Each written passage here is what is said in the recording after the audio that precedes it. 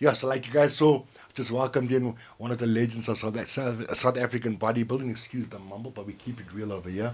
Please welcome Lance Jacobson, top trainer, Hey, Kez. athlete. Hi, my And brother. we go back a long time. Long We were time. both teenagers. Yeah. Let's get straight back into it. Growing up, where were you born growing up? What is the family life like? So I was born in Johannesburg. Yeah. Lived in Sandton. Had a great upbringing. Sandton was a place to be. Yeah. A loving father, Yeah. great mother, an older brother and a sister. And life was good. Life was good. Just kept it real. Yes. Went. Went to school. I also want to talk about when you went to school. Were you into sports at a young age, or did that come later? So I was never very big into team sports. I really enjoyed sports where the results were up to me. So I did. I loved my gymnastics. Your gymnastics? I did gymnastics. Yeah. I loved my karate. I loved my Stan Schmidt. Stan Schmidt. I was Yeah, with Stan Schmidt and that's Keith where Geyer. That's where we used to meet up. Yeah. Both So, Athol there. exactly at the gym Yeah, where bro. Melrose is now. Bro. Exactly. I used to Exactly. walk there. Whiteley Road. Yeah. Whiteley Road. Yeah. And I did archery. I loved my archery. I had a good eye for shooting Bro. and focus. And then I cracked my heel. So I was down where I lived, by the river where I lived. They were building a townhouse complex. Yes. And they had this big mound. They had this townhouse which was 2 stories high, Yeah. and they had this big mound of sand there. And I went there and I looked at it and I thought, shit, if I jumped off the townhouse and I would land on the sand, It's gonna be soft. it'd be like power, you know. Yeah. And I looked and I thought, I won't be able to do it. And then the next morning, I had a friend with me. His name was Joel Kirschenbaum, and I said to him, "Come, but let's go check out this." How old are you when this happened? I was about 15. And I said to my mate, "Come, let's go check this out." And I looked and I thought, I got that feeling, and I just jumped. And I missed the sand. What? And I cracked my calcaneus, my heel bone. I cracked it up. It was the most painful thing. So my friend went and I said, "Go call my brother," because my brother's got a car. He came back with my younger sister. Oh, God. So I was like, by this time, the sand was in my nails.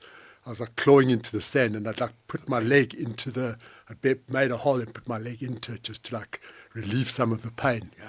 Anyway, my brother did come eventually. Took me to the hospital. I was in a cast. And They had to operate, obviously. no, they didn't actually. They just set it. They set They it. just set it because it was just a crack. It wasn't actually broken like skew bone or anything. Yeah. Just a crack. And then from there, I kind of stopped doing karate because of my heel. Yeah, you Just snapped So Snatched your kick out. yeah. So I started getting into some weight training. Okay. I started doing some weights. So I was still at school, and I used to go with my friends. Father used to pick me up at 5 in the morning. Those days it was Bramley Health Studio. I used to go to Bramley Health with Sid Thomas and Ivan Erdang. Legends. And I used to go train there every morning. But I kind of already had a bit of a physique from the gymnastics. Gymnastics is So already... Especially for upper body. Yeah. So I didn't have much legs, but a good upper body. I already had a V frame, and I liked the best thing I liked about gymnastics is it gave me strength. Yeah. It wasn't so much the gymnastics. I love the art of gymnastics. It's more, it made me stronger. Yeah. And at school, I could do the most chin-ups, and I could do the most push-ups, and All that I calisthenics. had a lot of upper body strength. Yeah. And I loved that side of I loved the way training made me look, more than the actual training. You know, I loved that I was strong, and I loved the way my physique started to change. Yes. So at 17, I already had a bit of a physique. I just had to bring my legs up, and I did my first show at 17. Okay.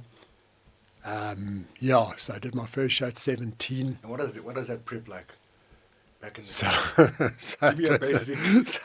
so I knew nothing about bodybuilding.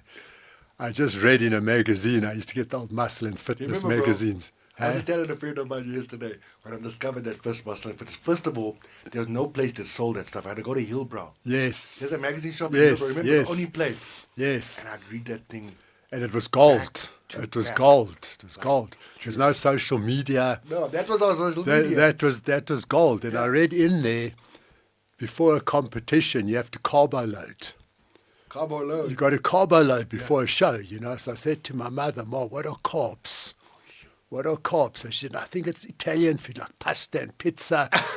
So I tried pasta and pizza for 3 days before that show. Yeah, Oh my God. But my metabolism was so fast, you know what I mean? I just looked kind of the same. I just yeah. like kind of maybe got a little bit fuller. Yeah. And so that was Mr. McCarby, which was in those days was a big show. It was in Dawnfontein. It was like a big show then. And how did you place there? So I came second there. Wow. I came second at my first show, and it was a great feeling. And I absolutely just fell in love with it, you what know. about your posing routine? How did you... Oh, bro, What song do you remember the song you used? I don't remember the song. I don't think there's an individual posing routine there. It was just like kind of comparisons, yeah. And yeah, that's where it kind of started. The bug bit then, yeah. And from there, where did it go from there? Like, now you knew this is what you wanted to do. Had you got your legs up to size, or were you still... Yeah, no, my legs. I've got a long femur, so it took me quite a bit of time to actually build my quads. And also, I came to some lessons that, you know, squats weren't good for my legs. It just kind of made my glutes grow because I had a long femur. Okay. So the mechanics weren't so good. But I just thought you have to squat, so I just squatted.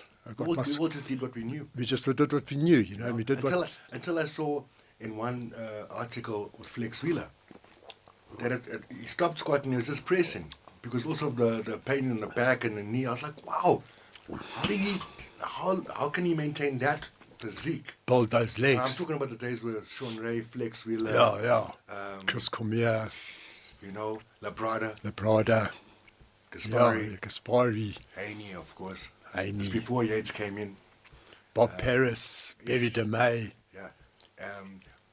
On that, was there a physique that inspired you? Which physique was the most inspiring? So when I was a kid, my bedroom, you would have thought I preferred men because my bedroom, I had pictures of Bob Paris.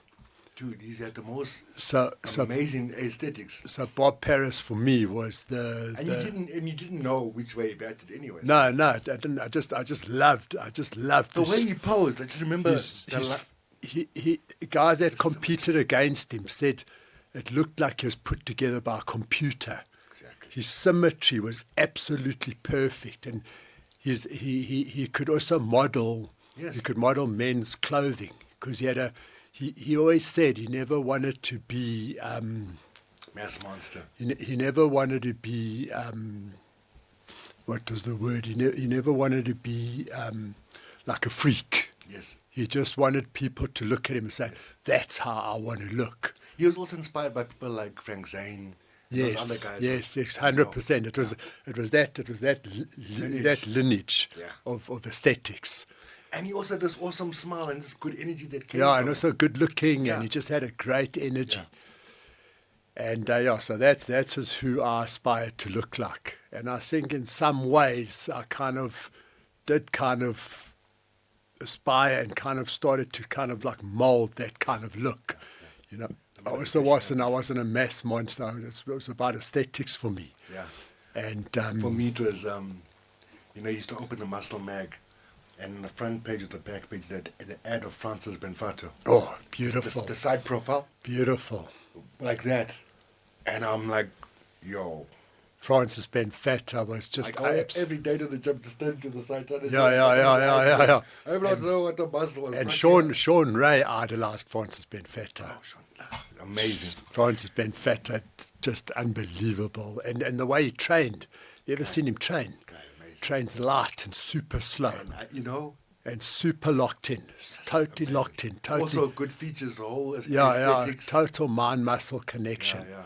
Unbelievable physique. So after that first competition, what happened next? What is the mission after that first So competition? I've just There's not much money in it either. So no money. Do you remember what you won? But yeah, I won a medal. Dude, I would have competed for chicken breast. back Yeah, in the day. yeah. No, I used to. In my heyday, I used to spend like thousands getting ready for a show, and I'd get a trophy worth like $50. But it was just it was the challenge. Nothing like that peak. Just to get your physique into that shape was the best feeling on earth. Yeah. And then I trained again, and I did the Maccabi the next year. Okay, And so then you took a whole year off. took a whole year, and then I won it. So now, in that year, did you train with anyone? Who did you get advice from? Because when I started, but there's no one that was willing to give advice, like on how to train or. You know what the thing is then? Because I had no knowledge, so in a way I was kind of arrogant that my way was the only way. And I so believed in what I did You made it happen. that it just happened. Because the routines and the training style I did was, I just believed, train hard. But also you had the gymnastics background. And we had the magazines and stuff. So And at this time I met at Bramley Gym, I met a guy who was a Russian training coach, okay? Yeah. And I just lost my dad. So when I was 17, I lost my dad. And let's not fly past that. What is that like at that moment? so that for me was a pivoting point in my life. Yeah. It changed me forever. My dad was my everything. We were super close. My dad was my hero. He was my protection. He was my ultimate father.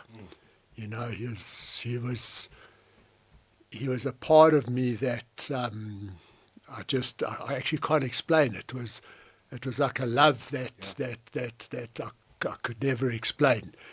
And I can remember that. I mean, I lost my dad at a young age. Is it? Still, every day I think about him. Yeah. And I was 5, so I can imagine you. Oh, shame, man. All those years. Yeah, so it was when I was like learning how to shave, and he got leukemia.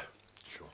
And I watched him wither away. I watched him deteriorate, and he eventually passed. And when he passed, I've got a bit of guilt about it, but the way I dealt with it is I went to gym. Well, I mean, thank God you did. I went to gym and I just trained. Yeah. And then what I did is I started training, because when I trained, I didn't feel. Because the endorphins released. Yeah.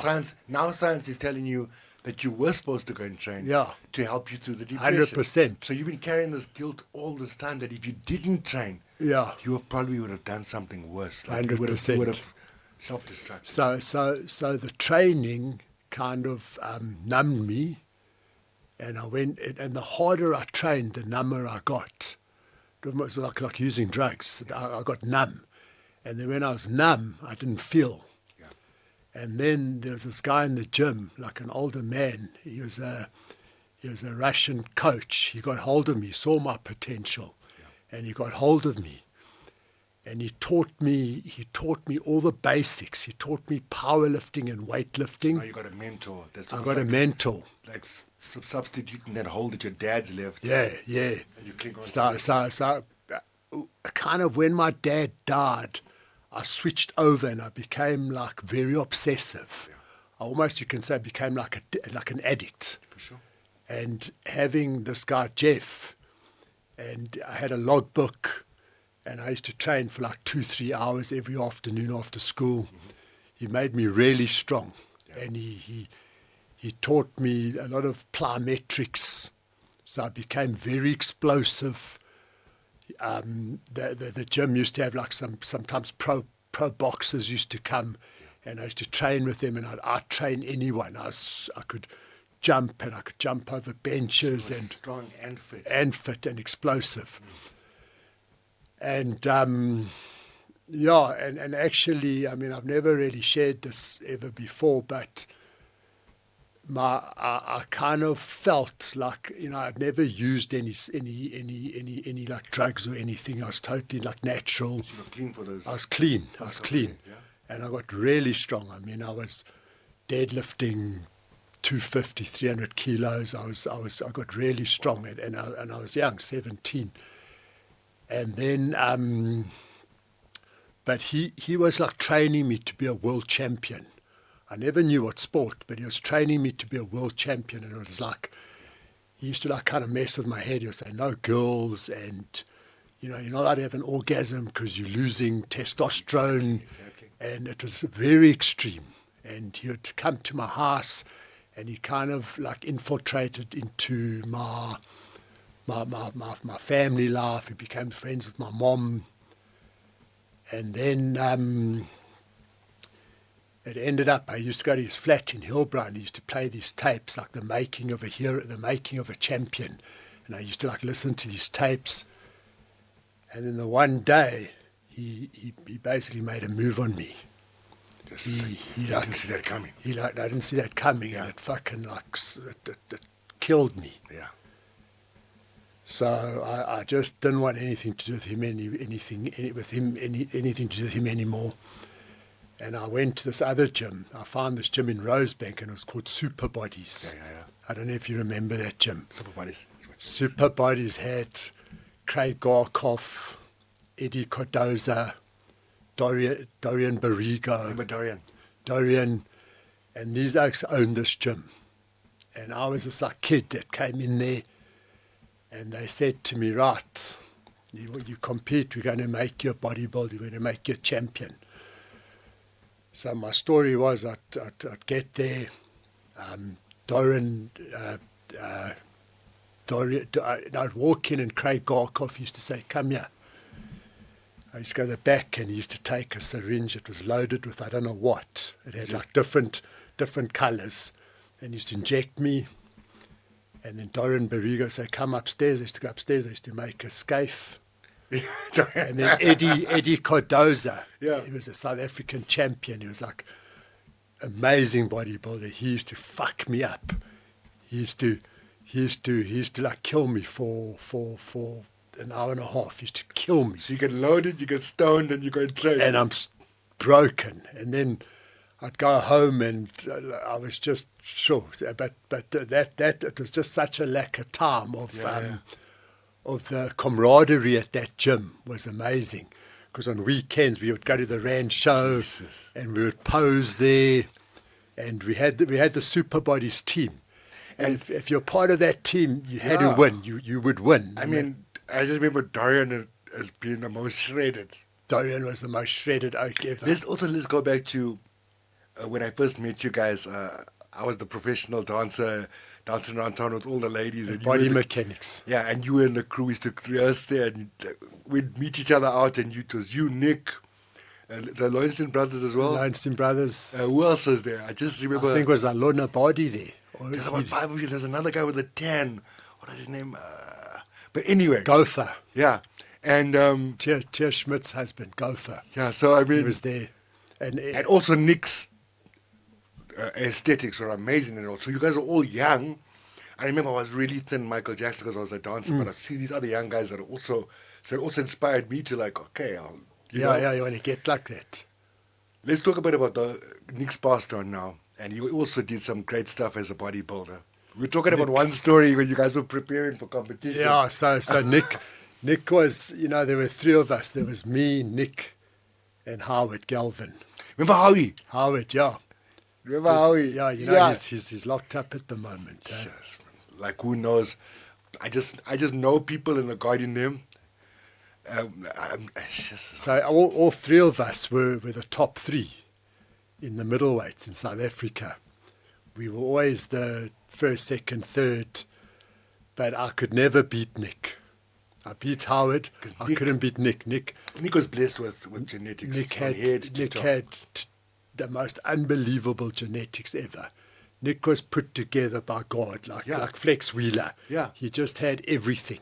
And he had the attitude. And he had the attitude. And he had he came from a good family as well, so he could rock up looking good. He just had everything, Nick. He was the man. Everything lined up. Nick was the oak, and I mean, and he never had to kill himself to get ready for a show. Yeah. So that story, that the one SA champs, he said, Lance, come and fetch me. It was in Pretoria. So I go fetch him early Saturday morning. I've like slept, I'm fresh. I go fetch him, ring on the buzzer, the garage door opens, and I see some chick run across the garage like in her panties, and I'm like, what? Then I see Nick, he's got his jeans on, his like pants are halfway down, he's got a vest on, he's got a bottle of scotch and a Camel filter. Rock and roll. And he's like jawled. You can see he's been jawling the whole night. Yeah. And I think, Jesus, today I'm going to get him. I've got him today. Yeah. Gets in the car and I say, Nick, are you mad? What are you? He said, no, I jawled the whole night. I went to a rave. I raved the whole night. Which is something we used to do. Yeah, which we did. Gets in the car. He's got a bottle of scotch. He says, have a cowboy. He's like pouring shots of scotch. I'm like, no, thanks, Nick. I'm sweet. I'm like goody two shoes. I'm going to be right. Yeah. Think to myself, this year I've got him. Get backstage, takes his shirt off, and I'm like, oh my God. He just knew his body so well. He knew if he drank alcohol, it was a diuretic, and he'd dance, he'd lose all the water. He was tight as anything. He won the overall that year. It was amazing. Hey, how crazy was that? Amazing. Shit, yeah. So let's talk about, so before that, now you're hanging out with Dorian and all these guys. Yes. How soon after hanging out with that bunch did you enter your next competition? Because you said now there's a three of you, Howie, the three of you now just flip in between. That came a bit later, but so I was with these guys, and there was just no choice. Like, you had to win if you were in this team. Yeah. But they did whatever means possible. Yeah. But also they knew Craig Garkoff used to write my darts. Yeah. And, geez, you better stick to it no matter what. And, and Eddie used to train me. Craig used to give me my jabs or so. And what, do you even know what you're on? I didn't even know. He wouldn't. That's the tap-in. Okay, he wouldn't tell me. And so next thing you just listened. I just listened. But then you start seeing. I started seeing results. How soon after? Like after a few weeks, my body started changing, and also because I was so angry what that guy did to me. I was mad. I was angry. And I just had all this anger inside me. Yeah. And also the loss of my dad, and all this madness. So I just started training. Yeah. And in those days, I also thought, as opposed to what I believe now, I believed, the more you train, the better you'll be. No rest days. No rest days, and more must be better. Yeah. And my beliefs have changed quite considerably since those days. Yeah. But those days was just the more the better. Just smack it. I was totally overtrained. Of course. But I still got results, and I did pretty well. What is the highlight of your bodybuilding career? What moments stand out? So the moment for me was there was a lot of moments just after all the training and ones that you got pictures of that you can send me so I can put them below. Taking my shirt off and just looking in the mirror and seeing all the hard work come together. And guys, take a look. Now we're going to put a picture in here, a couple of pictures, so you can see what the conditioning we're talking about. And and just to see it all come together. And but one of my best shows, when I was 21, I went to the States because I believed. Let's talk about that. Yeah, in my head, I believed I was going to be Mr. Olympia. Mm-hmm. I believed in my head I was training to be the best, and there was nothing going to stand in my way. And I just finished the army, and in the army I was a PTR. Okay. So that was. That's where you got your skills from. You started. So in the army, in the army we did basic training, And I checked, I heard about these guys that were PT instructors. So they trained the troops. Yes. And they trained the jails PT. They were in charge of fitness for the army. Wow. And I heard it was the most physically demanding course you could do. Yes. So I decided I'm doing that. Wow. And when we were deciding the troops, we're finishing basic training, the captain said, right, who wants to do JLs, like who wants to be like officers and corporals, and who wants to become a clerk? So half the crew went that way, half I was in the middle. So I said, Jacobson, wat wil jy weet? Wat wil jy wees? Yeah. So I said, Kaptein, ek wil 'n PTR wees. So he says, there's no more fucking PTRs here. So I said, well, that's what I want to be. So the next day we got a signal, the whole unit got a signal. Yeah. Who wants to try it for PTR course? Okay. The PTRs are coming to the gymnasium at the unit. So audition time. Audition time. Yeah, there must have been about 50 guys that started off. And we started off. What type of disciplines? We went the whole day. We started off with a 10K run with rifle, webbing, helmet, 10K run. The last five oaks off the course. We did hanging on a bar. First five oaks. Is that the Jeep TV now, Ninja Warriors, Iron Man? Yeah, that's what we were doing. Yeah. First oaks, Yeah. 2.4 kilometer run. Knockout. Leg raises, first five oaks to drop. And anyway, at the end of the day, there were 4 oaks left. There was myself, Anton Kricher, Craig Hockley, and someone else, Anton, I can't remember his name. So there were 4 of us.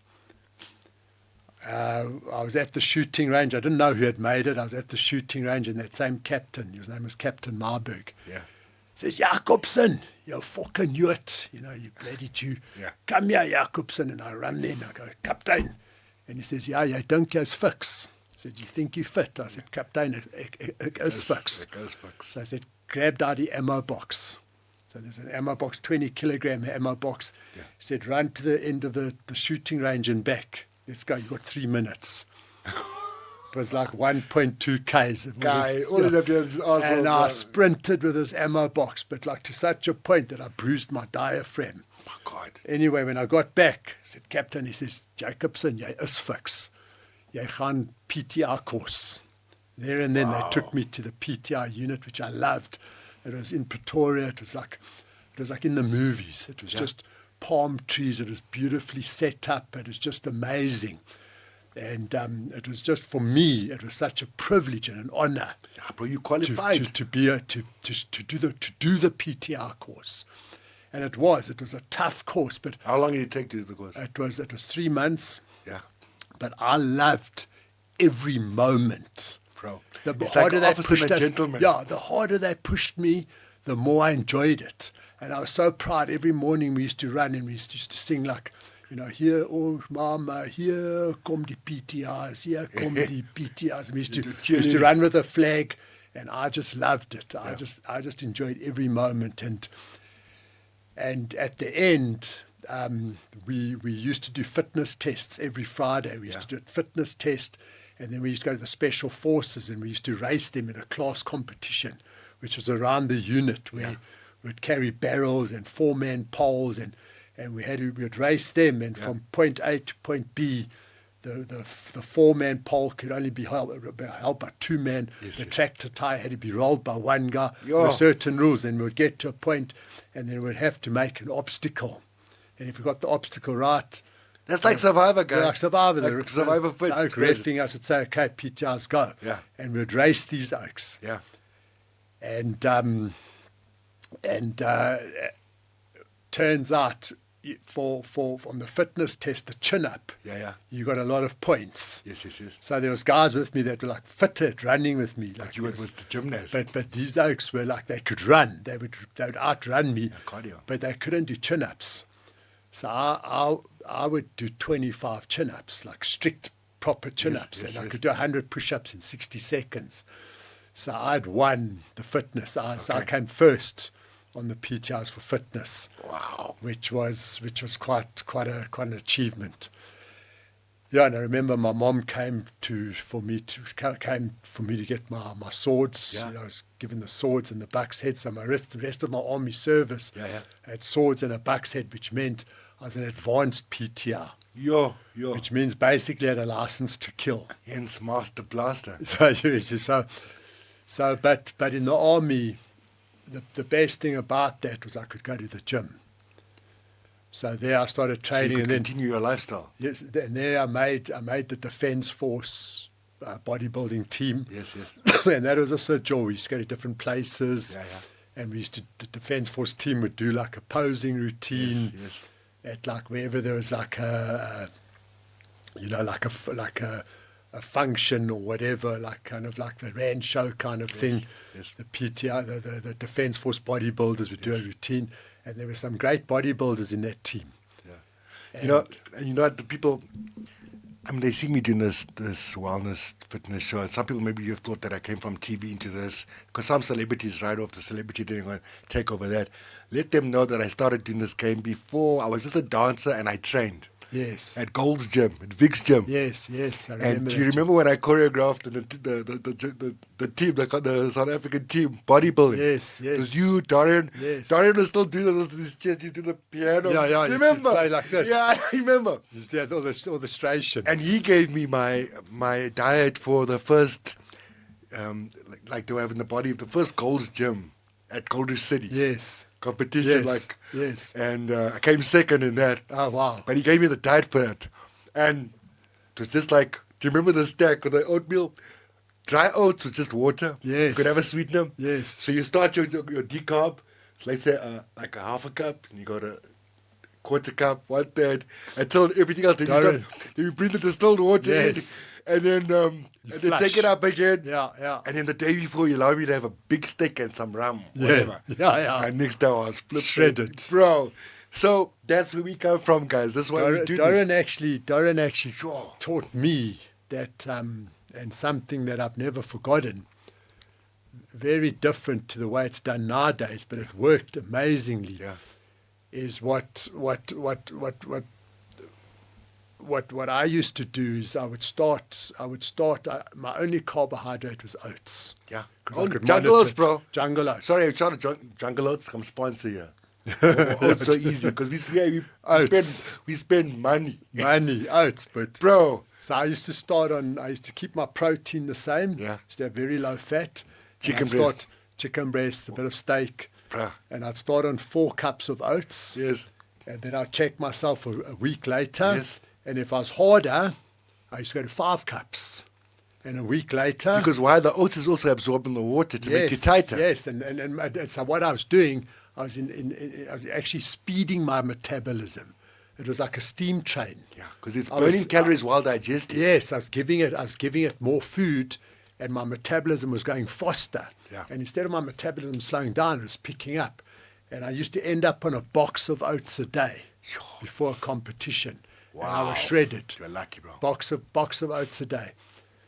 Yeah, and so I learned a lot from those guys.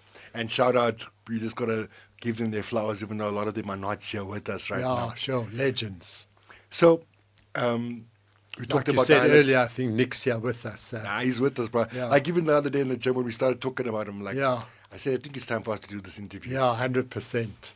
You mentioned once talking about a moment in Los Angeles. You went so, to the States. So I decided. You had ups and downs there. Yeah, I decided I've got to train at Gold's Gym in Venice Beach. I'll put gold, bro. I have to be there. So I finished the army. Yeah. I turned 21. Yeah. I took a bag. It was half training clothes. Yeah. Okay. And I took like one pair of jeans and that. And I took a cycle. I took Sustain on Decker. But you weren't worried about getting buzzed with it? I didn't care. You didn't know? I went to Israel first because my mother said you must go see your auntie. I went to Israel. I was training there, but I wasn't like, I was training, and I went to a nightclub there called the Tall Windows. Yeah. And the Chippendales were there Yes. that night. And I met them. Yes. And we had a vibe and we started talking. They said, geez, you're in good shape. You should dance. So I said, yeah, maybe. And they said, no, do it. So I went to a rehearsal with them. Yes. And they gave me this whole thing where I ended up pretending I was a construction oak. Yes. And I was the first oak to strip in Tel Aviv. Yeah. How's that, bro? And by the way, I was one of the choreographers of all those ladies' night groups. Ladies who used to go to those shows Wednesdays night, Thursdays night. I used to choreograph all those guys in South Africa. So you're the first. So the next morning, my auntie woke me up, and Yeah. I was like, I'd had a few drinks, and she like woke me up, and I was like, sure. She said, Lance, check on the cover of the Tel Aviv Times. Then I was in my posing trunks. I didn't go naked in here. My posing trunks, and the chicks like putting money, and I was like doing this, and it was like this full-on picture. I've actually got that picture still, bro. What a moment! So before you go to the States, you mentioned the stack that you were taking. So back in the day, how did guys normally prepare? What type of gear would they take for a show? So you know what, in reality, I took hardly anything. Even when I got to the States, I took half a mil of Sustanon. I took 1 mil of Deca. And normally like Winstrel as well to make it hard. And then later on I started using Winstrel. But in the beginning, it was just that. And then later on we became Anapolon. Yeah. So I would take 1 Anapolon a day. And but before that. So like I said, I got to the States. Yeah. From Israel, I went to the States. Stripper. And then I walked into Gold's Gym. Into World's Gym. World's Gym. And I saw Lou Ferrigno. Yo. And Louis said, don't just stand there walking around, train. And I was like, whoa, this is serious. And I was there for about 6 weeks, and I was staying in a hostel. I had a bit of cash, so I bought some egg whites and oats. I started going to Gold's. I started meeting some of the pros. And anyway, I was in this hostel, and the owner, he said to me one day, he said, why don't you take some guys out for a coffee or whatever? And I said, cool. And we were standing on Venice Boulevard on the road, and I said, do you guys want to go to Santa Monica or Venice? And they said, well, let's go to Santa Monica. And I stepped in the road, and a car hit me. Boom. Whoa. A car hit me full on. I went through the windscreen. I remember I broke the windscreen with my ribs. I remember rolling, and I never hit my head, so I wasn't knocked out. So I remember rolling on the road, and I landed like this like in a push-up position. And these guys came running, and they said, bro, are you okay? Are you okay? And I said, I'm fine. I felt like I was strong. I said, I didn't feel any pain. Yeah. I said, no, I'm fine. And as I pushed up, I could just feel pain in my ribs, and my leg was going tick, tick, tick, tick, tick. And I looked back, and my bone of my shin was sticking through my pants. And I just knew that's it. Damn. So then it was, just like these guys phoned my mother, and my mother had to phone her neighbour, and they had to send papers through of my insurance, because I was waiting in the hospital. They wouldn't touch me till they got insurance, otherwise they were going to send me to a government hospital. Yes. So I was sitting there, I was breathing, so I ended up getting pneumonia, because if I wasn't breathing properly. Anyway, I couldn't fly back, so I stayed at my parents' friends in San Diego. I stayed there for about 2 months, just on the couch, just to try heal up a bit. And eventually I flew back, and the insurance paid for me to fly back first class because my leg wouldn't bend. It was full cast. But I just remember the rate at which my quad just shrunk. Yeah. Now what is every day my quad was just, and I just remember lying there, because all I was doing at that time was I was training, lying in the sun. I wasn't working. Mm-hmm. I just remember seeing like tan muscles, and I just started shrinking. Yeah. Got back, and I kind of saw that like a sign from God that I must just, like, bodybuilding is no good. It kind of gave me a shock. Yeah. And I went and studied. I started doing a BCom, and I got into that. I got thin. I did a year of BCom, and I went to the gym to start doing rehab for my leg. Yeah. And there's 2 kids at this Glen Hazel Health Studio. There's 2 kids doing bench press, dumbbell presses. Yeah. And I saw it, and I just thought, I've got to do 1 set of that. And I did 1 set, and I started training. And the doctor, it was the usual story. The doctor said, thank God you were big, otherwise you wouldn't have survived that accident. The muscle saved you, but you're not going to do squats and you're not going to train your legs again. I want you to remember where you are, because so funny enough, we were talking about that my competition, the Gold's Gym, everything else. Yeah. The week after that competition, we had to take the dance crew to the Drakensberg Sun. Yes. On our way back, the car flips. Shit, with all of you in it. I'm driving the car. Jeez. So basically I'm driving in the fast lane. There's this bucky going like half my tempo. My gut's telling me, no, you won't. No, you won't. There's a cop car in front of him. I'm coming like this. This guy just decides to go in front of me, bro. Shit. There was no other option. It said him, the wall. So I'm trying to find here. The girl on the side, because now we're near Joburg. She's getting dressed, ready for work, because we spent the whole weekend there. I'm like trying to hold her. I hit the boulders. The car flips, hits here. I'm holding on. Remember, my hair was down here. Yeah. I'm holding here. The steering of my hair is under my shoulders, scraping against the tar. I'm holding her up here. The whole highway blocked off. Lost half my tricep. Jeez, Bro, I was in hospital for back and forth for cleaning for 3 months. Jeez. 3 months later, glass is still popping out. Shit. That's why I put the tattoo over the... So similar thing is... Yeah. And then I also was like, yo, I need to... Change something up. Bro, you know what I'm saying? So tell me now, you come back, you started in the BCom. So I started training again. I was the doing bugs. a BCom, and I started doing a course in fitness and nutrition, and I just loved the fitness and nutrition stuff. So I thought, the BCom, it's not for me. Started studying the fitness and nutrition, and I started training. And you got the practical experience behind you. Yeah, and I started training, and a year later was SA Champs. Yeah. And Leg was better now? My leg was a lot better. It wasn't perfect. It's never really been perfect because it was a tib-fib fracture. It was a tibia-fibia fracture. And when they set my leg, they set it at a slight angle. So I was never kind of perfect. That's why Doc said no squats, you had to change it. But I started squatting, and I got to a good point, and I got them strong again. Yeah. And so it was SA Novice Championships. And I competed, and I won it. Oh. And that feeling, that was the best feeling on earth. Do you have a picture of that? I don't have a picture of that, but wow. But that was the best feeling on earth. It was just like, I just went backstage and I shouted, like all this adrenaline, all this like, wow. Like, and in neuro programming, the stuff that Tony Robbins does and everything else, we call that an anchoring moment. Yeah. That was one of your greatest memories of emotions. Yes. So whenever you're feeling like depressed or you're feeling like you want to succeed, you go back to that moment and you anchor in that emotion. Totally. So that moment, I'm sure every time you go back to it, you can almost feel it. That moment. Anyway, then I decided I'm going back to the States. Okay, now. But this time I had a girlfriend. I told her I'm going back, and she was like, okay, cool. And I went back with Ricky Weinstein. Now, let's just pause there. So Ricky was a bodyguard at Caesar's Palace. Yes, where I was Michael Jackson there. But Ricky took a because Ricky could move. Yeah, he could dance. He could move. Ricky could move, bro.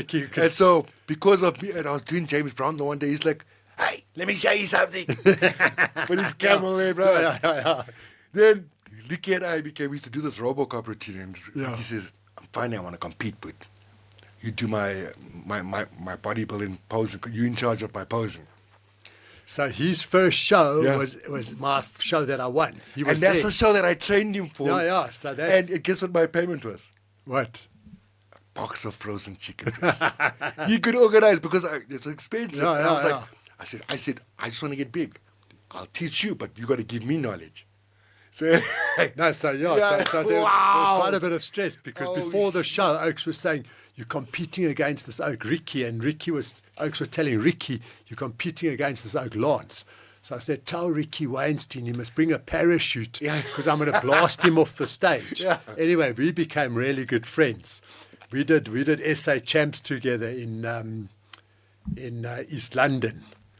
And the one day... You say on the beach? Yeah. Shall I tell that story? Tell it. So we sun tanning and in our posing trunks and we're tanning and Ricky's smoking his Camel Plains And he says, come. He used to call me Jack, because Let's go for a walk. Jack the Gripper, because I used to vibe all the chicks. He called me Jack the Gripper. I can see your face shining on those Ricks. I can see He you, says, bro. Jack, let's go to the beach. I said, okay.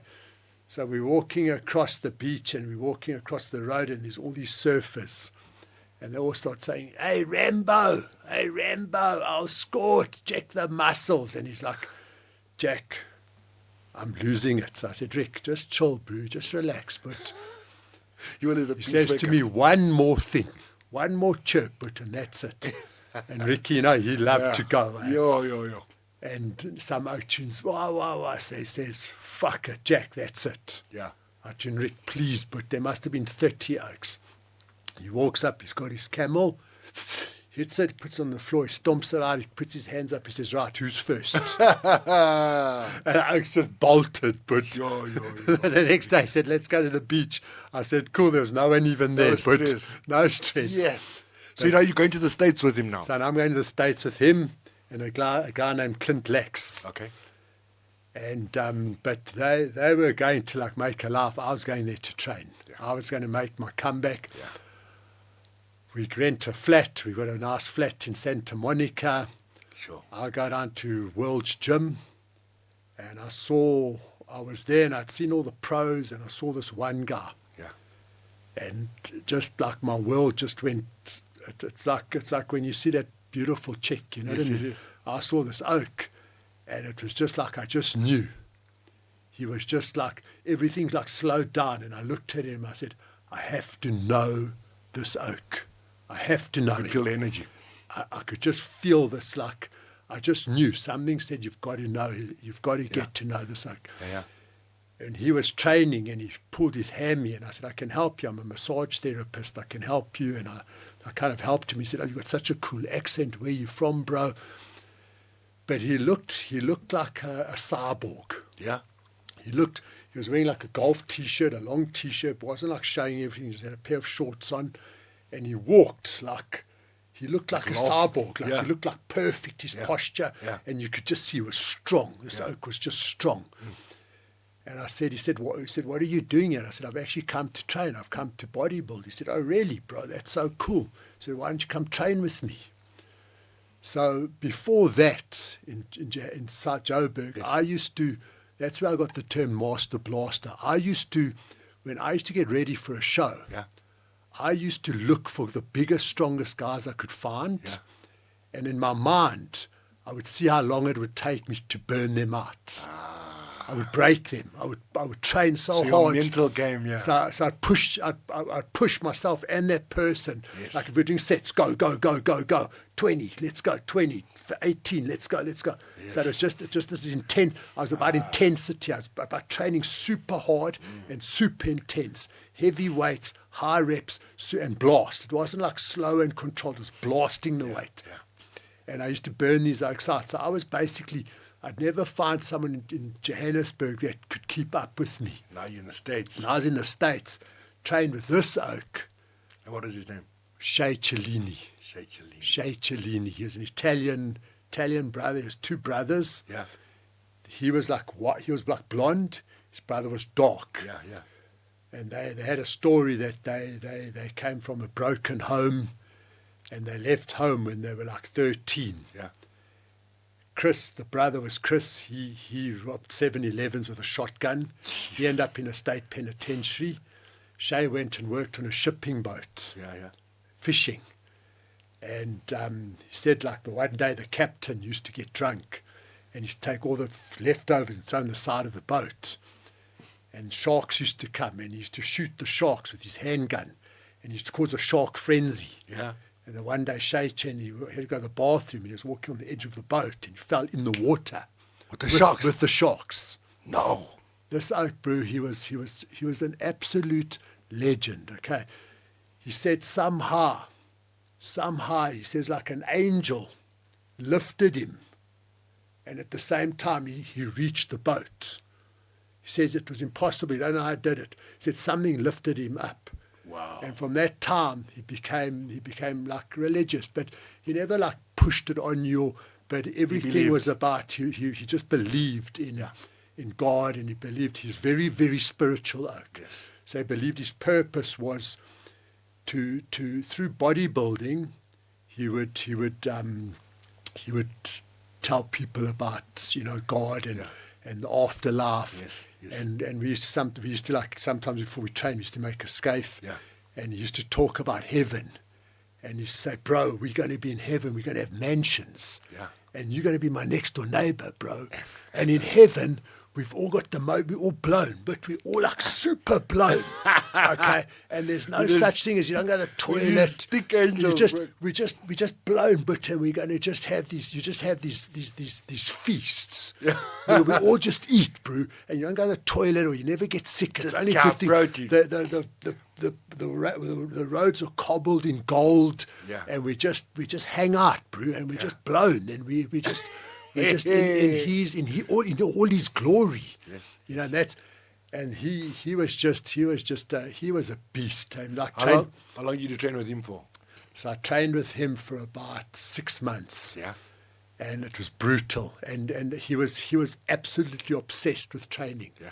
So his whole world was training. So obviously now the results are coming more now. Yeah, He's so doing now, properly. so like the first day squatting him with him, it was like, first of all, he said, no tackies. You don't wear tackies when you train with me. You wear flat shoes, wrestling shoes. Yeah. So you go buy flat Like wrestling those shoes. old Automix. Automix. Remember those? Yeah, no sole. That was The I Automix. one wish to have a pair of those. Yeah. So no sole, because it shortens your calves. You have to walk flat. You have to make your feet strong. Yeah. So I remember first in calf raises, used to hurt the bones of my feet, but then my feet got strong. Yeah. I remember squatting with him, 122 and a quarter plate, Yeah. 222s, 322s, 4. I got to 4. I could do 4. He puts on 5. Sure. I'm like, this is new territory for me. And he pumps out like 8, 10 reps with 5 plates. And I'm like, Shay, I've never done this, bro. So he says to me, bro, just do 1. Yeah. Just do 1. Just give me 1 rep. And I was like, oh my God, like I was praying. I thought it's going to snap my back. Yeah. I'd never done 5 plates, and it's 522 and a half. So like, I'm like praying, I'm like sweating. I go down and I just come up and I make it 1 rep. He says, sweet bro, you got 1. Next time you're going to do 2. So, and then also incline dumbbell press, incline barbell. Yeah. 4 plates, no problem. 4 plates. So I'd get to like 3. I could do 3 nicely. Get to 4, 1 rep. So this oak made me strong. Yeah. I got so strong, and that's all we did. We just trained. I sold at that time. I met a guy who was in my apartment. Yeah. In my building. He was just like, he looked like a polar bear, had blonde hair. He had a Harley, he had a BM. He never worked. Yeah. And he said to me, bro, you want to make some money? So I said, yes. I said, well, there's a stuff called clenbuterol. He said, it's not illegal, it's grey zone. So when it was fresh on the market. Fresh on the market. These oaks, there were like 4 of them. One, he was the Canadian with the money. Yeah. There was a pharmacist in LA. Yeah. And there was there was another guy who was involved with the shipping and that. And these, Excuse me, let me switch the alarm off. no problem. Sorry guys, there's exciting stuff. Yeah. So this oak, his name was Maurice Brisbane. Yeah. So he said to me, why don't you sell it and you don't have to work? As a bodybuilder, you didn't want to work. Yes, you wanted to train. You wanted to train and eat. So I said, okay. So I said, he gave me a box. He gave me 2 boxes, like 24 bottles. So he said, you give me like, I don't know, it was like $6 a bottle. So I went to Gold's Gym and guys like, do you want some clenbuterol? You know what I mean? And they're also like, what is that? So I got some information and I started selling a few bottles here and there. And then there's a guy that owned Ethical Drugs, which was a pharmacy in Santa Monica. He said to me, hey, there's a guy, a pro bodybuilder that's looking for this stuff. His name was Jay. So he said, gave me his number and I've called him and this Jay says, yeah, I'm looking for this stuff. Yeah. So I said, cool. So he said to me, listen, I've got 5 guys all over America that were steroid dealers. Yes. They can move this for you. Now you got the supply. So I the said, check. really? She said, yeah, I'll move it for you. So I said, okay, brilliant. How much do you need? So I said, so what I did is I got their names, I gave them a call, and I said to them, listen, give me your address, I'm going to send you each a case. So I sent them each a case.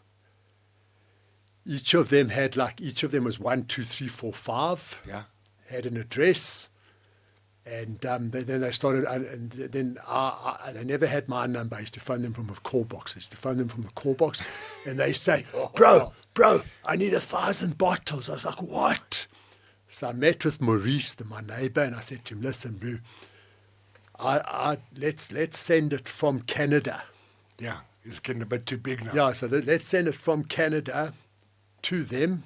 So what I used to do is I used to phone these oaks. I said they need 1,000 bottles. They would send me the money, DHT it overnight in a magazine. I'd get the money. I'd take my share. I'd send the rest to Canada, and I'd send them a fax, 1,000 to number 3.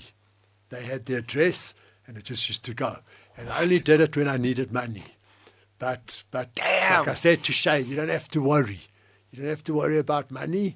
We sort it. We can just train. Whoa. And then, so we could like buy our juice. But Shay was like kind of almost natural. Yeah. He would use a little bit, but he relied on training and eating. Yeah. Training and eating. And I remember one night, I get a knock on my door. It's like 2 a.m. It's Shay. He says, bro, I can't sleep. I've got the revelation. So I'm like, what's it, Ben? He's got this book and he's written. He said, the pros, all now, they've all got good arms and good legs. We have to improve our arms and legs. So I said, what are you? So we are doing that anyway. He said, no. We're going to train 6 days a week. Every morning, we're going to do arms and legs. Every morning? Every morning. I said, but Shay, that's going to overtrain us. He said, if you see a workman that has to work every day, okay, he can't not work one day because he's tired. He works. Yes. And his body adapts. Yeah. He says, our body will adapt. So every morning, it was about 2.5 hours. Yeah. We used to train legs, but train legs. Like we'd do heavy squats, deadlifts, extensions, leg curls, 10 sets of standing calf raises, 20-minute cycle. I used to go back. My girlfriend came over, so she was staying with me. I used to go back to my apartment. She used to make me food, and I used to pass out on the couch. 4 o'clock, Shay used to knock back on my door, come back and fetch me for the afternoon session. I was absolutely broken. Afternoon was either chest, back and shoulders, 10 sets of seated calves, 20 minutes cardio again. Yeah. And that was, and then during that time, I was introduced to MCT oil. Okay. And that's where I started my Omega Fuel product. So let's, gosh. Yeah, so Shay trained with him. Then we started selling hot skins. I don't know if you remember the brand Hot Skins, where those stripy pants. Yes. The Do you remember? bodybuilders all used to walk with. The baggy pants. Yeah. But these were the tights. Yeah. The lycra tights. Okay. I started making the baggy pants. Yeah. I also made those. The colourful ones. Yeah. the genie pants. You remember with our tank tops? Sleeves Yeah, cut over. yeah. It was a different look. Hey? Yeah, bro. Yes, sis. Sure. So now, So- you training? Are you competing at all in the States? I didn't compete in the States. You're just getting fresh. So I was just getting fresh. And, pumping that shit on the side. and doing that. And then we got hold of Hot Skins. I stopped doing the Clenbuterol. Yeah. I got hold of the Hot Skins agency, and we got suitcases of Hot Skins. Yeah. By this stage, we went to live in Washington State. Yeah. We had a townhouse like in a golf estate, and we used to go to different gyms. We used to take the Hot Skins with us. We used to write orders, and we used to train there. Yo. How long was that journey for? How long were you in the States for? The second. So the second time was about 1.5 years. And then my girlfriend, she wasn't legal anymore.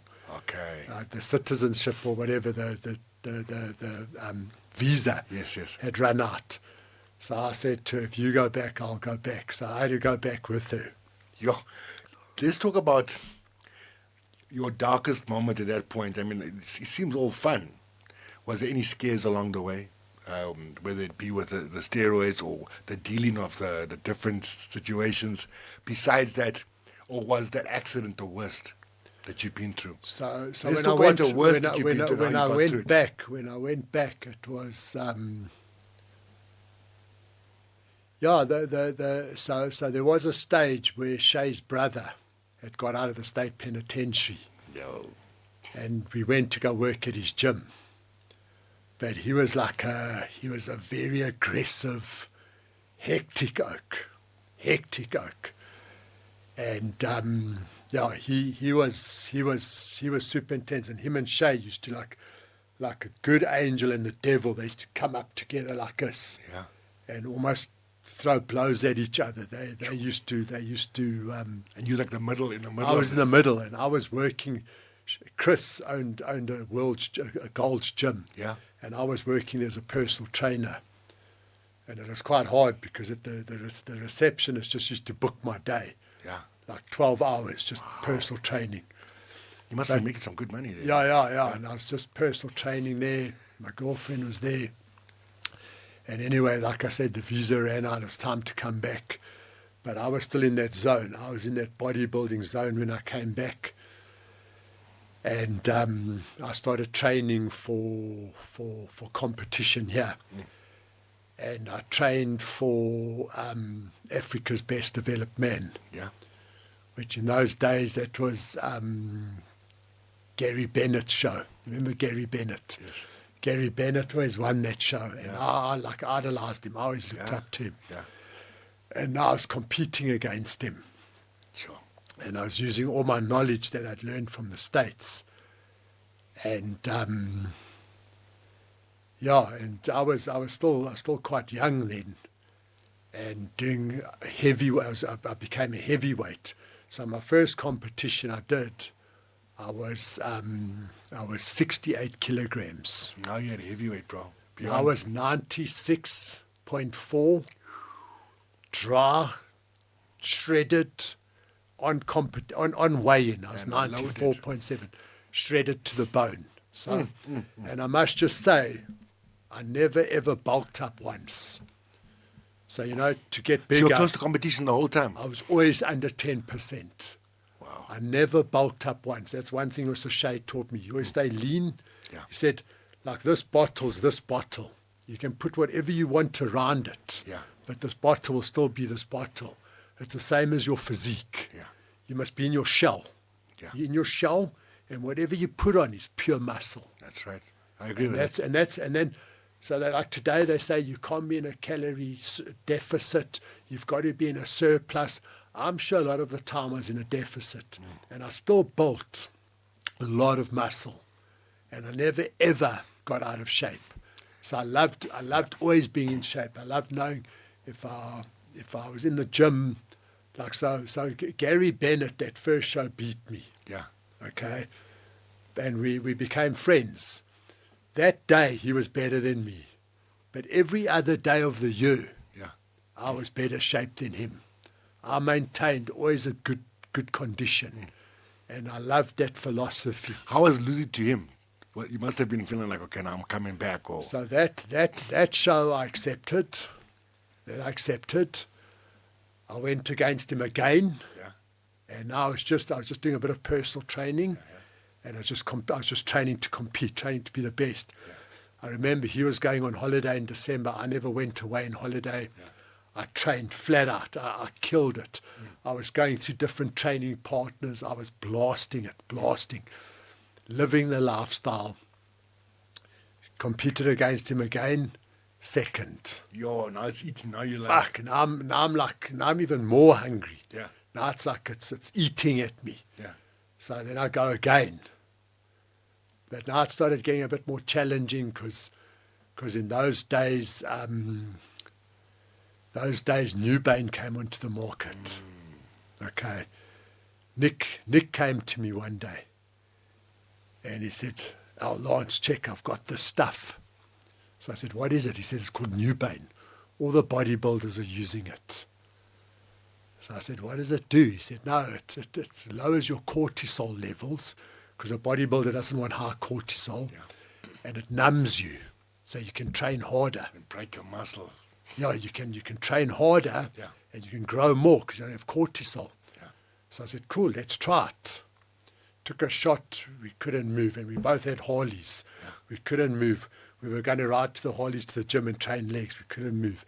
Next day, came back, same thing, couldn't move. Third day, came back, said, come, we go. We got on our bikes, we rode to our old Eds, and we trained legs. We smashed it. The only thing about it, it was super addictive. Oh, yeah, of course. So I got hooked onto Newbane. Yeah.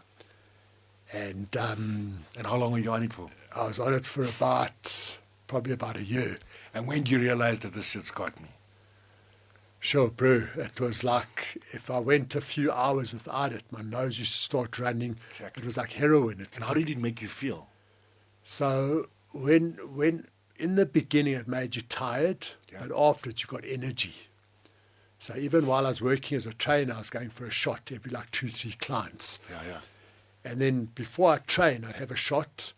And I remember literally like doing leg press, and I'd load the whole leg press. Yeah. And I'd think to myself, because I couldn't feel my legs burn, Yeah. I had to think, when are my legs going to tear? When am I going to tear the muscles? Because I couldn't feel the pain. So it cut off that point where your body's telling you to stop. Exactly. So I could just go. So I'd just go, and I could just train and train. And then I was training for Africa's Best again. Yeah. So Gary didn't do that year, but there's a guy, Eugene. And so I was trained because I wanted to turn pro, and I'd sculpted, I'd engineered my body according to overseas, like the pros. Yes. I was about conditioning, shape, proportion, definition, and symmetry. Mm-hmm. That was my whole thing. I wasn't the biggest, but I designed this physique that was my ultimate best. Got to Africa's Best, Eugene comes in, he turns around and he pulls his tracksuit pants down, and I just see these flipping hamstrings like rods. And I think, oh my God, and he's big. So he had a different look. He was just much bigger, but I'd done the best posing routine. But training for that show, I also realized that I'd learned a lot about my body. Mm-hmm. I started doing much higher intensity training. So that's how I went from a light heavyweight to heavyweight. Yeah. I put on about 6 kilos of muscle in about a year. And how I did that is I only trained 2 days on and I trained 1 day off. On my 2 days on day, I would do, like for back, I would probably do 5 sets. 5 sets. Of pull down? So no, I do 1 set per exercise. Okay. So I just had this thing that I would do a warm-up. Failure? I'd do warm-up. Yeah. I'd put a whole rack and I'd go. And I'd go boss. I'd go psycho. And I've got the Newbane now, so now you're and I would go until I would go beyond. I would get 20, 25 reps of the full. I would go flat out. So you're putting like 3 sets into one. Yeah, so I did, and then I'd just do that. Or if it was chest, there were the 65-kilo dumbbells at Old Eds. Yeah, I remember. I used to, I'm going to take the dust off these. I used to take them and I used to blast it. Yeah. 1 set to absolute failure. Do a set of barbell presses to absolute failure. So my workouts were quick, intense, super high intensity. And that's how I started to grow. So I had more time to recover and more time to grow and less time in the gym. Yes. And that's how I put on a lot of my size. So it was later on I've learned it's more like how Dorian Yates trained after me. Yeah. So I also remember going when I went overseas to New York, I noticed that. And from when I came back, I was like, I noticed not many of us or the guys here knew about HIIT training. Guys are still training a person for 1 set and then talking between. I'm like, really? We are hitting giant sets, guys. 100%. I get your workout done in 30 minutes, 45 minutes maximum. But 30 minutes is all I need. Yeah. Because I know in my mind I'm hitting you from year to year to year to year. Just follow me. Yes, and intense. like then you start understanding it. Yes. And when you hit the lighter weight, it's like a heavy weight because now you're not getting that you're rest. fatigued. Yeah, when you're done, you're done. Yeah. So then I also So what happens in that competition? Tell me about that competition. So then there was a lot of people came to watch it. And where was it? It was in Pretoria. Yes, I remember that. Pretoria. Yeah. And Oaks were like, Lance, you've got it. And the winner was going overseas and was going to do the universe and would get a pro card. If you won the universe, you'd get a pro card. Yeah. Those days it was really hard to get a pro card. Yeah. You had to win a big show. You had to win, in America, you had to win the overall nationals. Yes, I remember the nationals. It wasn't like here. It wasn't like now. It was really tough to get a pro card. Anyway, we went head to head.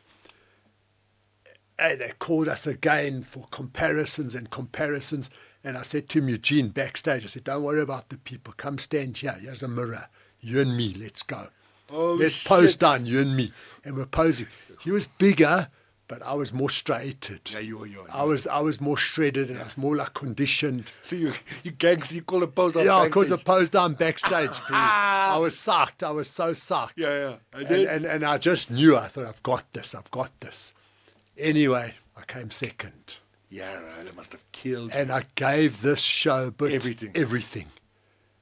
And I just after that, I just said to my one mate, my Chinese used to jaw. I never used to jaw. I said to him, but what you got on you? So he said, what do you mean?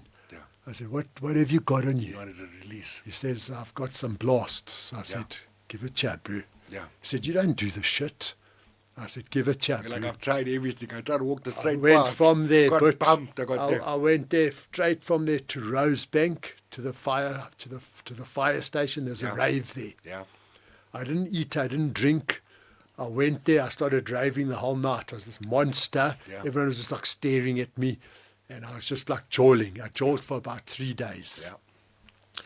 And then what I did is I took all that energy that I'd put into my training, and I put it into the jaw. So now what happens now? How long did you stay on that road? So that was intense. And that road took many of us down a dark alley. Because, like I was talking about in my last interview, how that first E or that first line makes you feel. Yeah. And you go, but you don't know about the downer. Yeah. I didn't have downers. I didn't know what that was. I just used to go. And I used to jaw the way I trained. Yeah. I used to thought, fuck, this. How long did this last for? Sure. It lasted till I was, I met a chick then. I don't know if you remember Laura de Klerk. Yeah, I remember Laura. And Laura got me onto crack, onto freebase. Yeah. And from there, it was freebase and Newbane. And I just went down, and I actually remember saying to my mother said, are you okay? I said, Mom, I'm going to be okay. I've just got to get this out of my system. What was your darkest moment? Sure. What was the moment when you thought, like, this is it, I'm giving up? And how did you get through that? So up until that point, it had been pretty good. But then I had like a downer. It started to have a down feeling. Yeah. And that was horrible. I remember one day phoning Wayne Lowenstein and saying, Wayne, bro, I feel terrible. Bro, my life, he said, you're just having a downer. But I said, fuck, bro, I feel like I can just take myself out. Yeah. And I think the lowest point was when I'd lost all my clients. I'd basically lost everything. Yeah. I was basically living on the street. I was just desperate. And I went to my mom and I said, Ma, it's time. It's time to come right. Yeah. I've got it out of my system. Yeah. And I went to see a doctor, a religious man, Dr. Moch. I went to him and I said to him, Doc, I've got to come right. And he looked at me and said, you know what, you finished. There's no chance for you. You finished. I said, what do you mean? I can do whatever I want. I was a PTR, I was a champion bodybuilder. I can do. He said, no, you can't do this. So I said, you tell me what to do and I'll do it. I'll leopard crawl a kilometre if you tell me to do that. You tell me what to do and I'll do it. I'm desperate. I want to do this.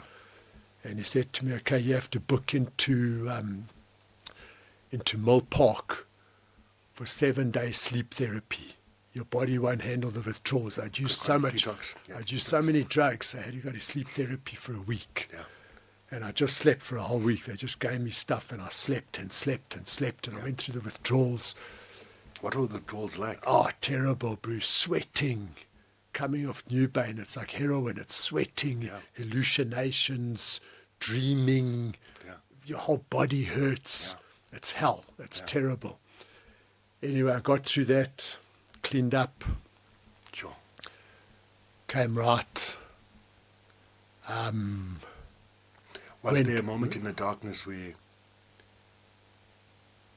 you reached out to a higher power, or was it just... Most definitely, most definitely. I knew I couldn't do it without a higher power. Yeah. And I got into like into the NA program. Yeah. And there was, I was introduced to a higher power. And I just knew that I couldn't do this alone. Mm-hmm. I knew I needed some kind of external force to help me. And, How long is the journey to come clean and get back on your feet? Sure, it took about 6 months. Yeah. And then I started going back to work. Yeah. I started a gym with Mark Lowenstein. Yeah. We opened a gym called Future Fitness, which was successful. We had about 12 trainers. We had kickboxing. I went back to karate. Yeah. And then my sensei, Keith Kaya, was immigrating. And there was no more. I didn't want to train with anyone else, so I went to go to kickboxing in the south with Michael Erangero. Yeah. I always wanted to learn kickboxing. So I switched over to kickboxing and did a bit of Muay Thai and kickboxing, and I got into that vibe. Mm-hmm. Started teaching it at my gym. That was pretty successful at quite a big school. And and then just ran a gym and... Sure. You've got family and stuff. How has the journey been becoming a father or been in your relationships? How have your relationships failed or succeeded or been affected by what you've been through? Your personal relationships. So,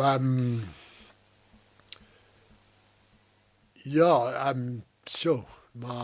I suppose when you're in that state, when you're using like that, it's difficult to hold down a normal relationship.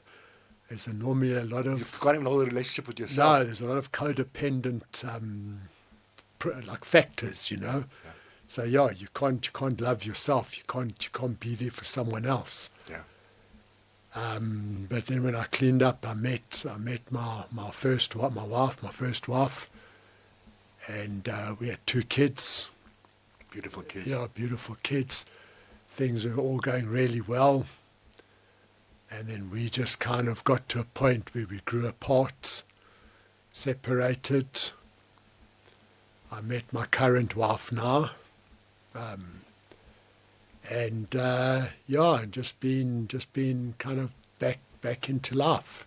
Do you ever feel like those demons of the past want to pull you back, and when they do, how do you handle that? Because as anyone that has got some form of addiction, it's an everyday thing. It's an every moment thing. Totally. So I just know that there's certain things that I just can't do. There's certain drugs. No matter what. I mean, there's been moments where I've had a bit too much to drink and I was offered that. And I just know. I've never touched crack and I've never touched Newbane since I was 24, since I cleaned up. Yeah. I just know that I can't go there. Also, you just know it's something that you like a bit too much for your own good. It'll just, I know it's stronger than me. Yeah. I know it's stronger than me. Yeah. And, so... Interesting, bro. Yeah. So now that you're back, and I've watched it from afar. I met you when we were younger. We both went on our own journeys, and here we are again working in the same space together. It's such a privilege. Yes.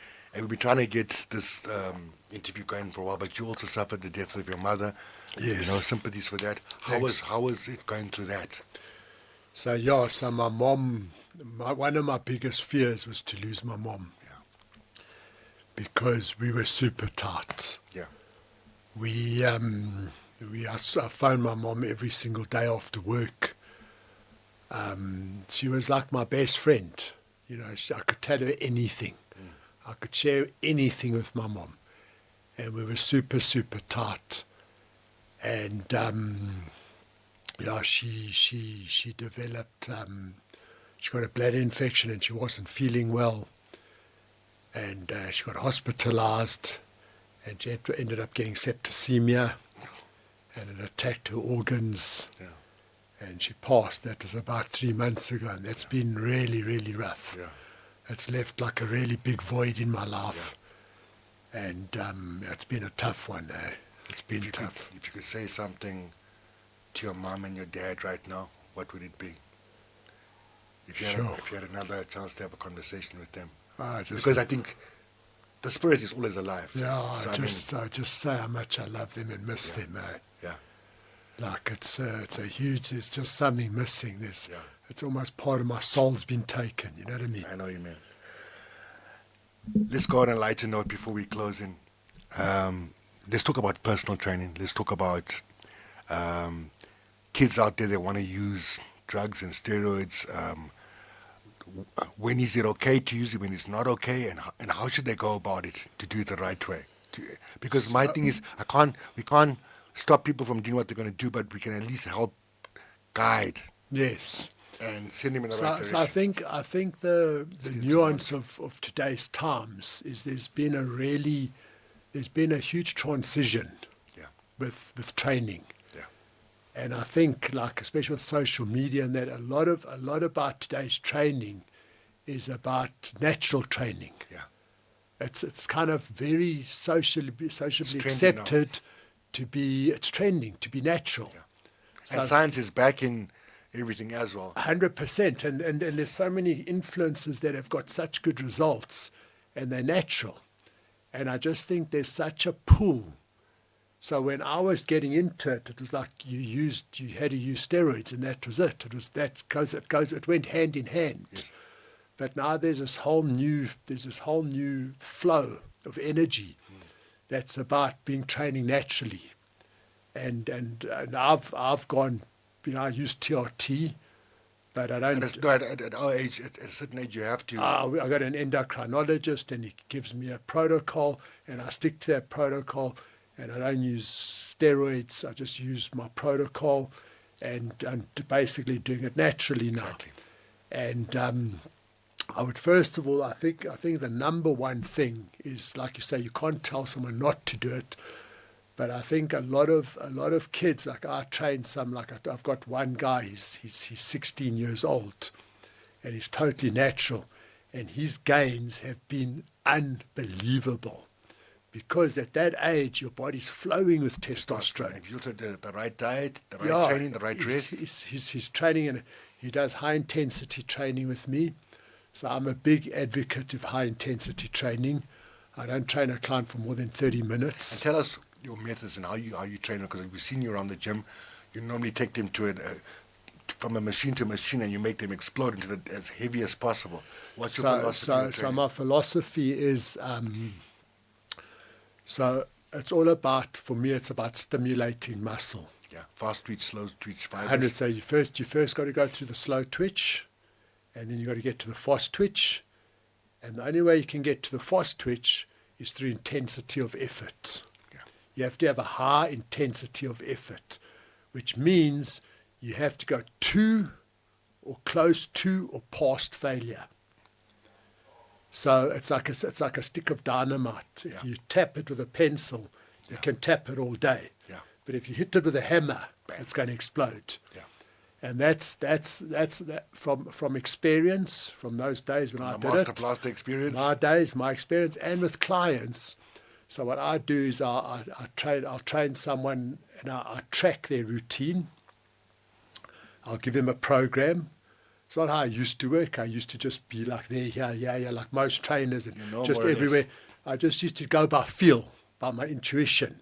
Now what I do, they have a solid program. I'll have their weight on each exercise and their reps. Okay? So that excludes the warm-up set. Yeah. So saying they're doing a set of chest press, I'll do a warm-up and then I'll do one set. Okay? And I explain to them, and I have to teach them, I have to condition them to go to momentary muscular failure till you cannot complete another rep. Yeah. I do that for their whole routine, and then so training's not a problem. We can all train. The problem is, can you recover? Yes. And especially if someone's not on anabolics, and some people don't have a good recovery ability. Mm-hmm. Most people don't. Yeah. Unless if you're a super athlete like Arnold Schwarzenegger or someone that's genetic. It's kind of like height. Yes. Some people are tall and some people are midgets. Yeah. It's the same with recovery. Yes. Some people recover really well, some people recover really badly, and most are in the middle. Yes. So most people aren't going to be professional bodybuilders. They're going to be average. Mm-hmm. So what I do is I'll give them a program and I'll see how their body responds. So they might do their whole body 3 times a week. It may be too much 3 times a week. Mm-hmm. I might have to take them down to 2. And you do the whole body, or do you split it in? So most times I'll start with the full body. And I find a full body twice a week is generally enough to get great results. Mm-hmm. And it's an hour a week. So that makes it so with time, I mean, I spend so many hours, wasting hours in the gym where I could have been doing something else with my life. Yes.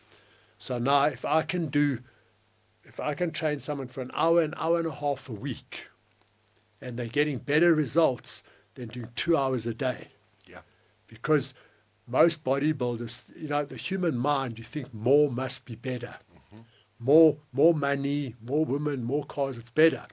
But with training, it's not more is better, it's better's better. Better's better. Better's better. Quality over quantity. And that's for life as well. And for life.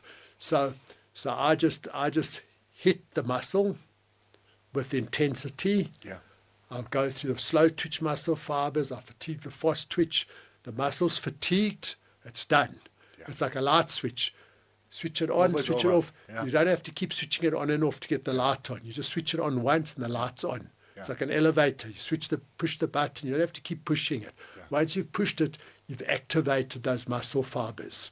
Yeah. The problem is most people say they train to failure, but they don't. They don't know what training to failure is.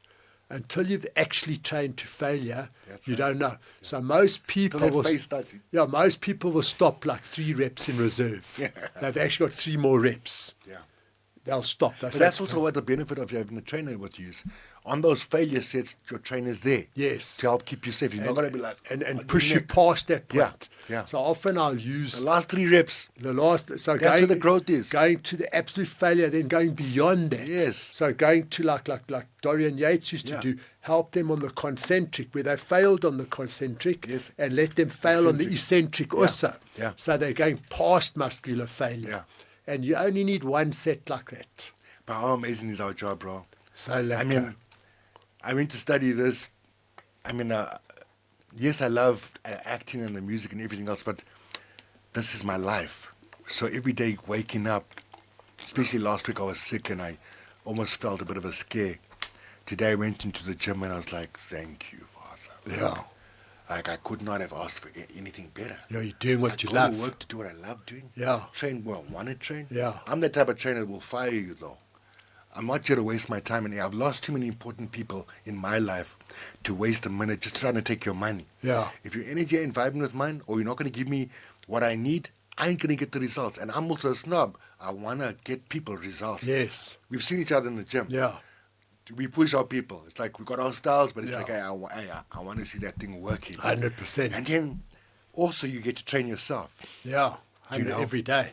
And it's a science, and then science is finally backing us. So let's talk about now when you get to the age where you're 50, and it's important to do strength training now because it's related to bone density, longer life. Let's talk about women and how training through menopause is, and how weight training is important, and also supplements that men and women have to take as they're going through this change. Like, I know we've got to take we've got to get TRTs and all this type of stuff. Let's get a bit of a... So like the whole thing now is muscle is the organ of longevity. Yes. So muscle, there's just so much scientific evidence now how muscle and muscle with age correlate to longevity. Exactly. The more muscle you've got on your body, the longer you're going to live. They've done studies with the grip strength. Yes. The more grip strength you've got, the longer you're going to live. Yeah. The more muscle you have on the quads, the longer you're going to live. The more muscle you hold. Especially the legs. Especially the legs. Bro. Because with the legs, it means you can walk to meet people and you can interact with people. That's right. And you've got energy to get up and get down. Yeah. And you want to avoid being frail.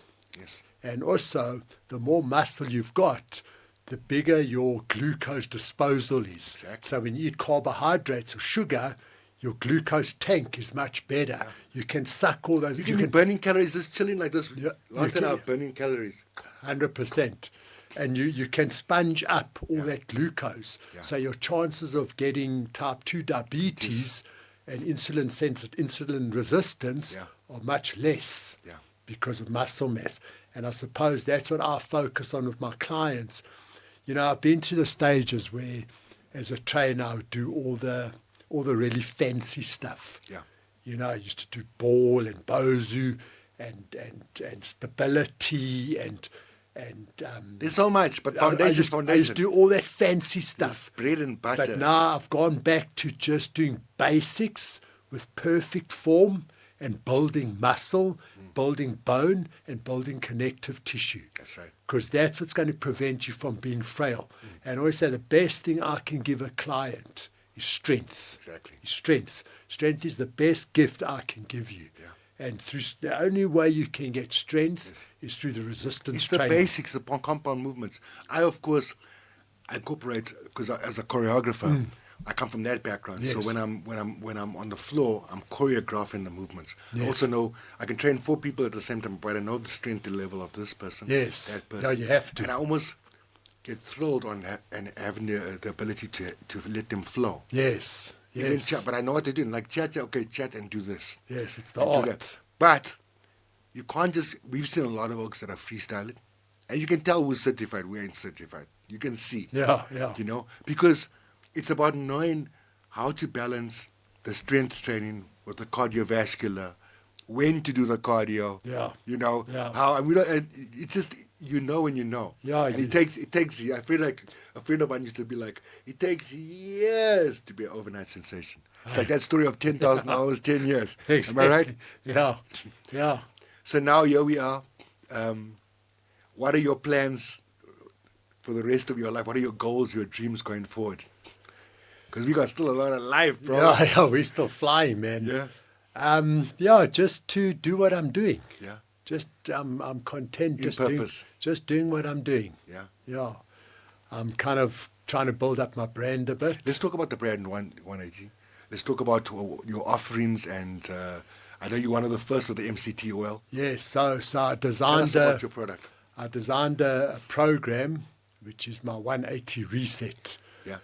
Which is getting onto a healthy eating lifestyle. But always what I believe is to accelerate it, you do a period of like 10 days with no carbs. Yeah. So it makes you more insulin sensitive. You basically balance your hormones. Yeah. It's like intermittent fast. Yeah, you get your insulin down. You stimulate, your testosterone. You get into a good eating style. So you do 10 days with no carbs.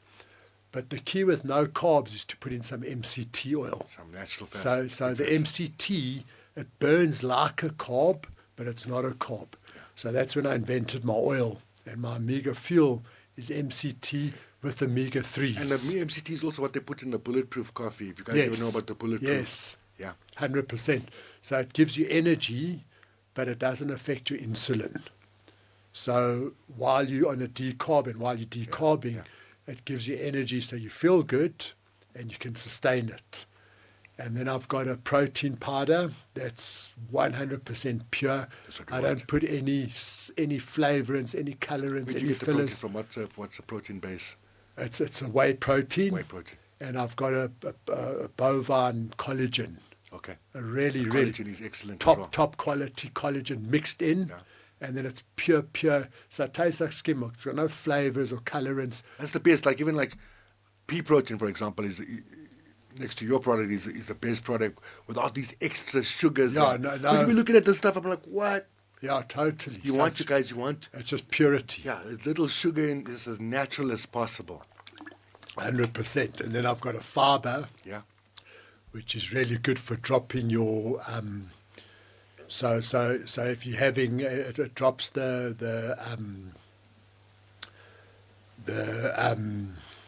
glycemic index It of the also food. helps your body flush too. So it lowers the glycemic index of the meal. It also keeps you regular, Yeah. and it gives you a feeling of fullness. Yeah. So most people don't have enough fiber. That's right. So fibers are wonderful. That's how they get blocked. A wonderful supplement to add. Very basic, but it really works. Not the most sexy supplement to talk about, but it's a very effective and efficient supplement. Yeah. Okay, I mean, so I'm looking forward to trying out all the stuff, and hopefully it'll be part of my show. So this is the show where I give people their flowers. So I just want to say, watched your work. I know you've been through ups and downs, but you're here, we here, and we ain't stopping. 100%. Before we go, your definition of a fit life. What's the definition of a fit life? Let everybody know. So my definition is, number one, consistency. That's right. And living the lifestyle. Yeah. You know, living it, breathing it, doing it one meal at a time, you know, eating a good diet, doing your training every day, doing your steps. Yeah. You know, I've got a step counter. I try to do my 10,000 steps a day. Still push my training.